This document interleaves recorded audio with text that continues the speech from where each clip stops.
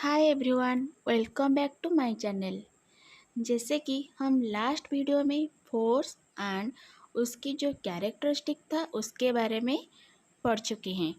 तो आज के वीडियो में हम contact and non contact force के बारे में पढ़ेंगे।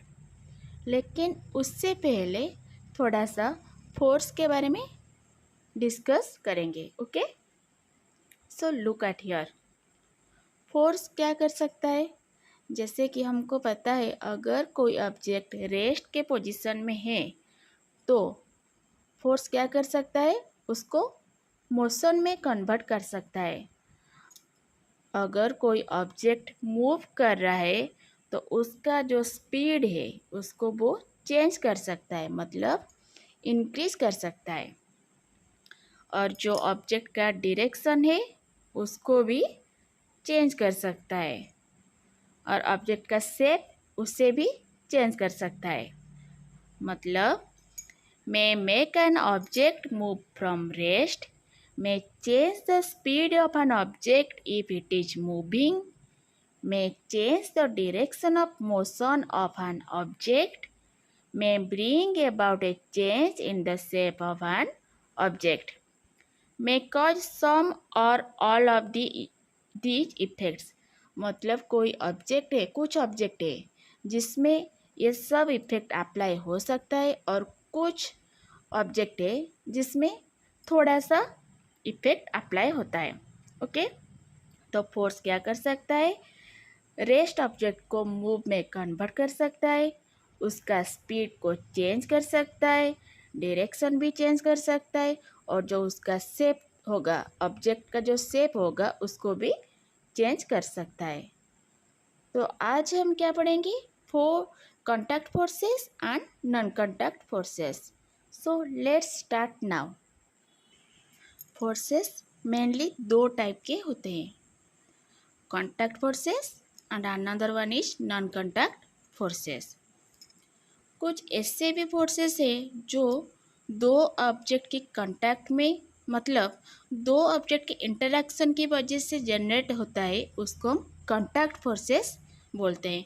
और कुछ ऐसे फोर्सेस है जो दो ऑब्जेक्ट की कांटेक्ट और टच में ना होने के बाद भी फोर्सेस जनरेट होता है, उसको हम नॉन कांटेक्ट फोर्सेस बोलते हैं।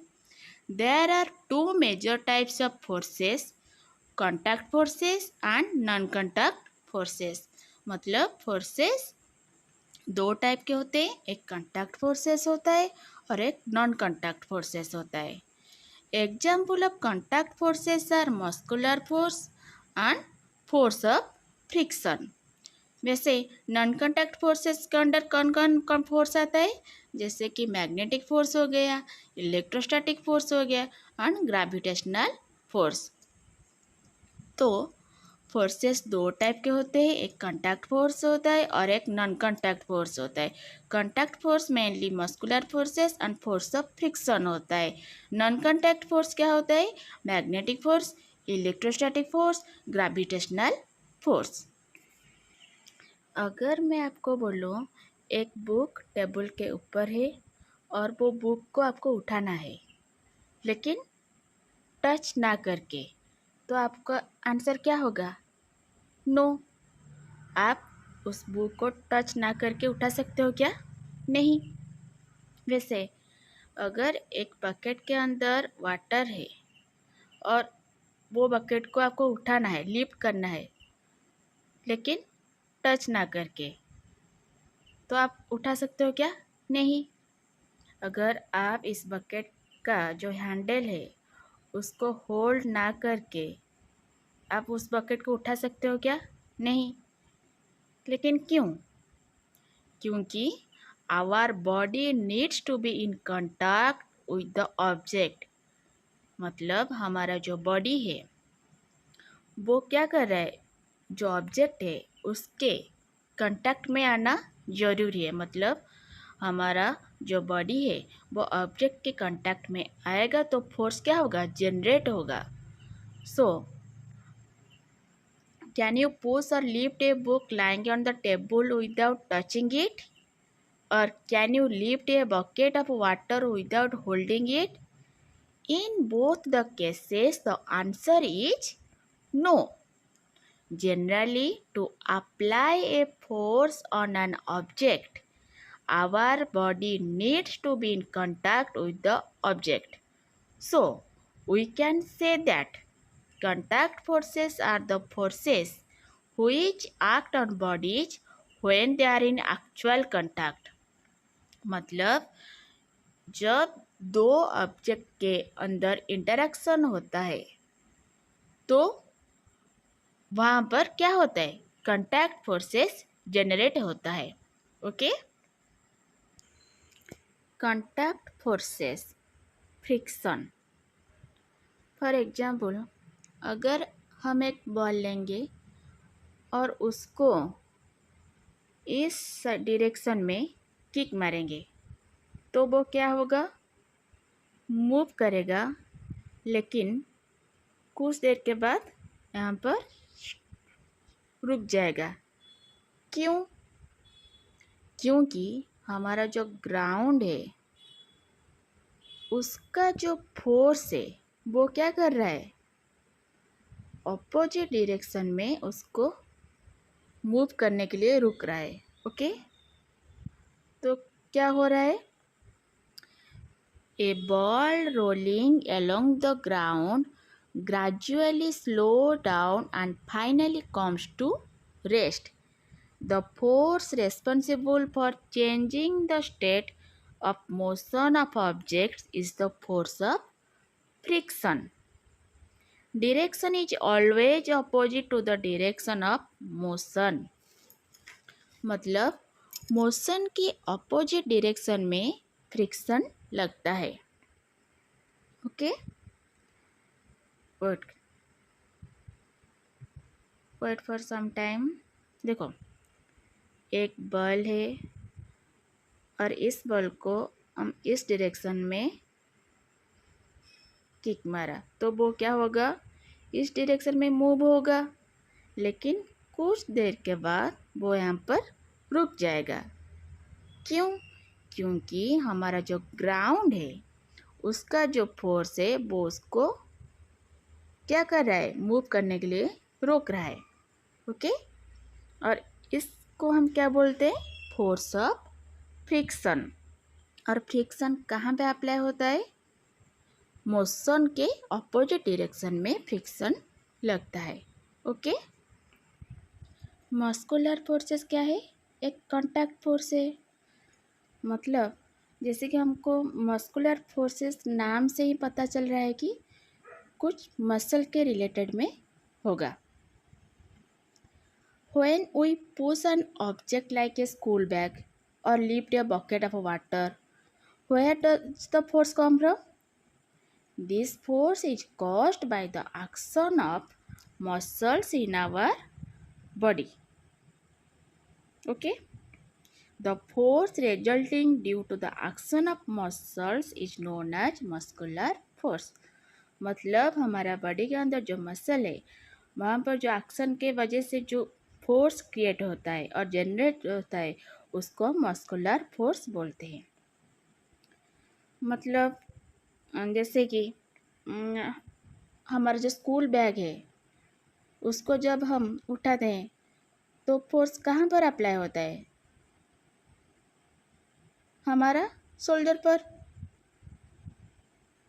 और जब बकेट, जो वाटर का बकेट है उसको जो उठाते हैं तब हमारा हैंड में क्या होता है, हमारा जो पाम होता है, हैंड होता है, उस पर फोर्स अप्लाई होता है.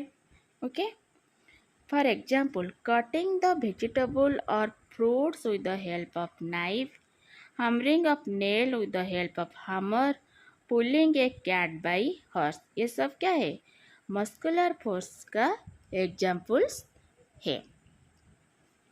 मतलब animals also make use of muscular force to carry out their physical activities and other tasks.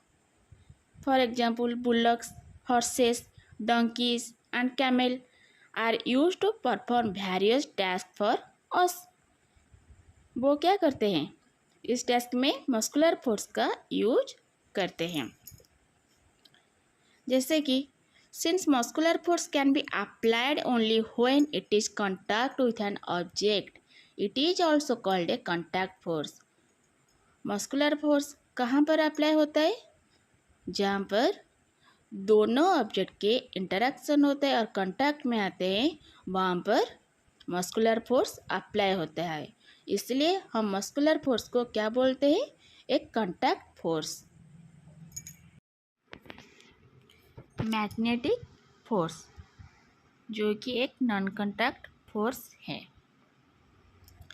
बचपन में कभी ना कभी मैग्नेट में खेला होगा. तो अब बताओ, एक मैग्नेट क्या दूसरे मैग्नेट को अट्रैक्ट करता है? हाँ, करता है. बट क्या उसके लिए उनके बीच में कांटेक्ट होना ज़रूरी है? नहीं.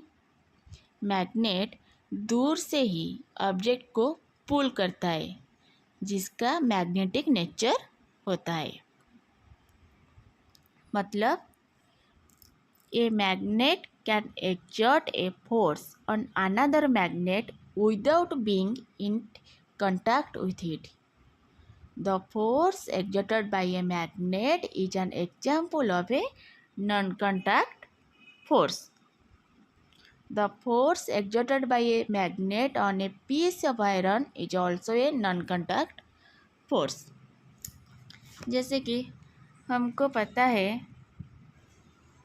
मैग्नेट का दो पोल है, south, another one is north pole. तो फर्स्ट पॉइंट क्या है? Like poles of two magnets repel each other and unlike poles attract each other. Okay, so look at here. अगर हम एक बार मैग्नेट लेंगे और नॉर्थ पोल को north pole के पास रखेंगे तो क्या होगा? रिपेल ईच अदर मीन्स एक मैग्नेट दूसरे मैग्नेट से भाग जाएगा, क्योंकि ये सेम पोल से.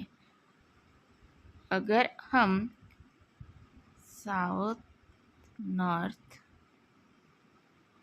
एंड साउथ नॉर्थ तो क्या होगा? अट्रैक्ट होगा.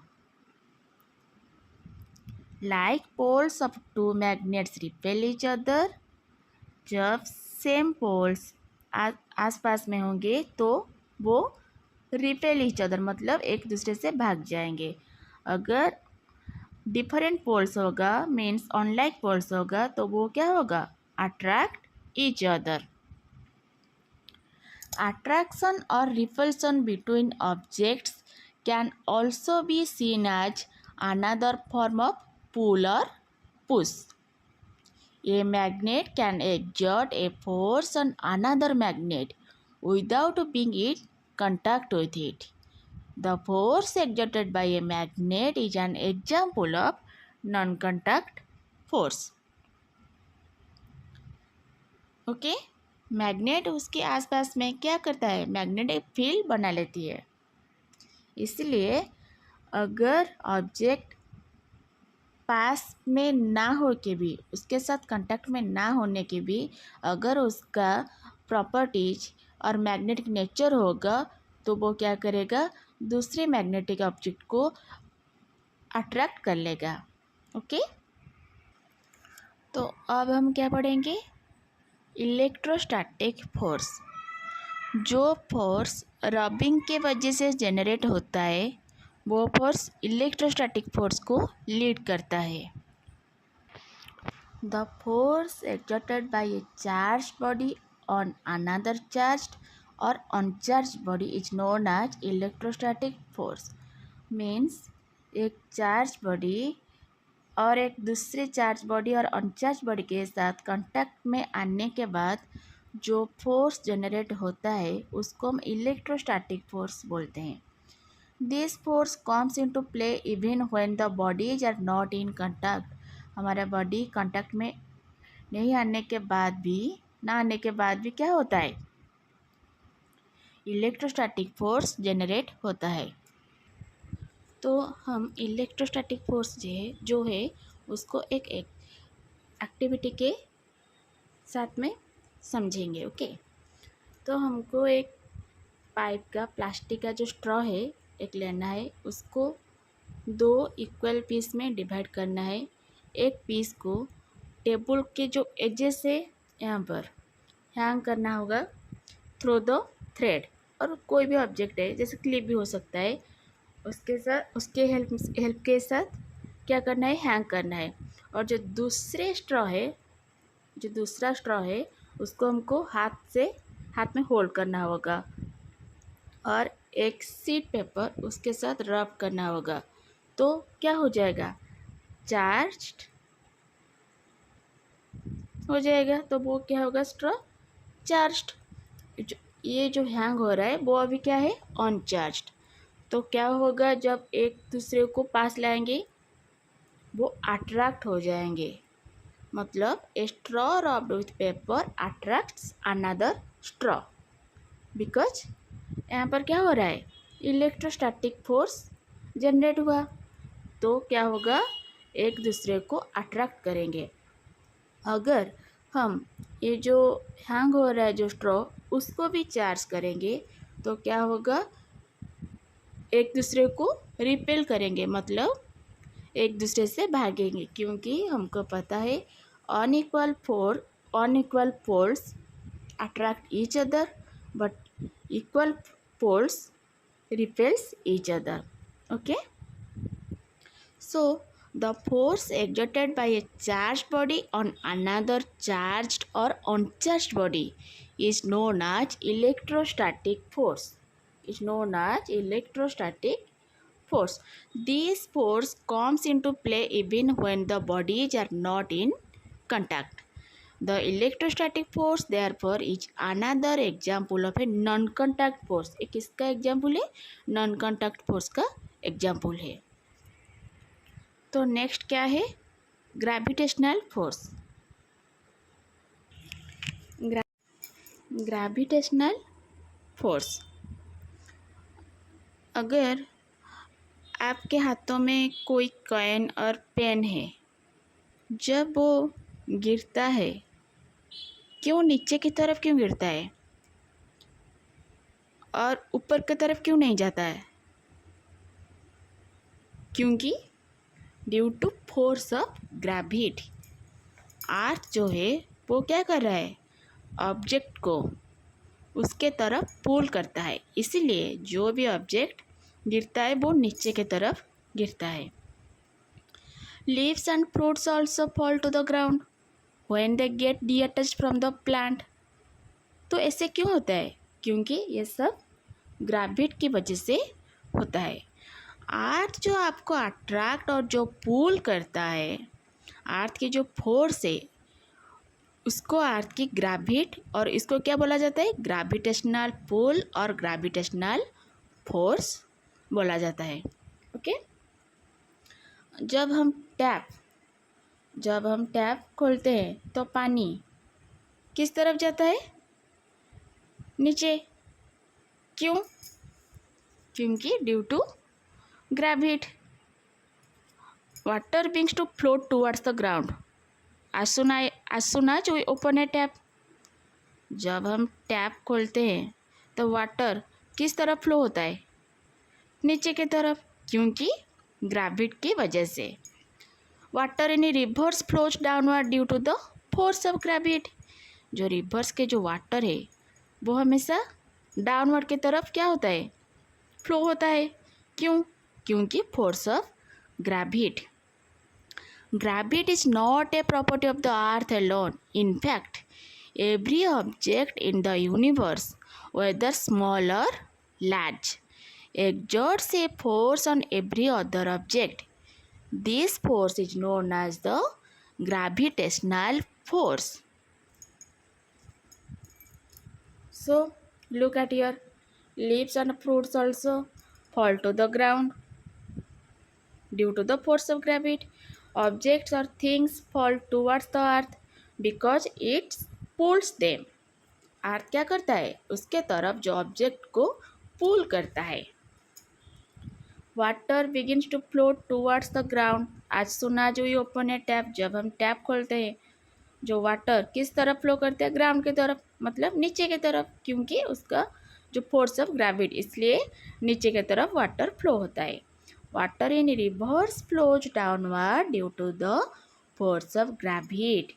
रिवर्स का वाटर भी डाउनवर्ड की तरफ फ्लो होता है due to force of gravity. Okay, objects or things fall towards the earth because it pulls them. This force is called the force of gravity or just gravity. This is an attractive force. ये क्या है, एक attractive force है। Okay, the force of gravity acts on all objects. The force of gravity acts on all of us all the time without our being aware of it. Okay, so next one is pressure. Pressure, तो pressure क्या है? Pressure is nothing but force per unit area. The force acting on a unit area of a surface is called a pressure. Okay, इसको हम क्या बोलते हैं, pressure. तो pressure क्या हो गया, P equal to F by A means pressure equal to force by area. Okay, so look at here,